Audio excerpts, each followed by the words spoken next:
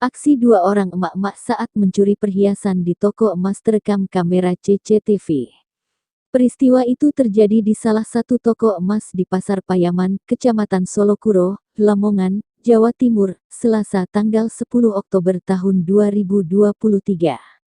Video rekaman CCTV itu dibagikan oleh akun Instagram @lamongan.update. Dalam potongan video berdurasi singkat itu terlihat dua emak-emak masing-masing mengenakan jilbab berwarna biru dan merah tengah asik memilih perhiasan di toko emas.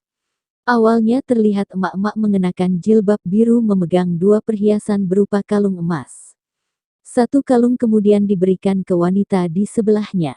Saat bersamaan, terlihat pengunjung lain datang dan membuat penjual mengalihkan perhatian. Saat bersamaan, terlihat pengunjung lain datang dan membuat penjual mengalihkan perhatian.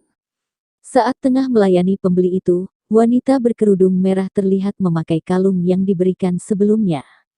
Ia kemudian menutupi kalung itu dengan menggunakan jilbabnya.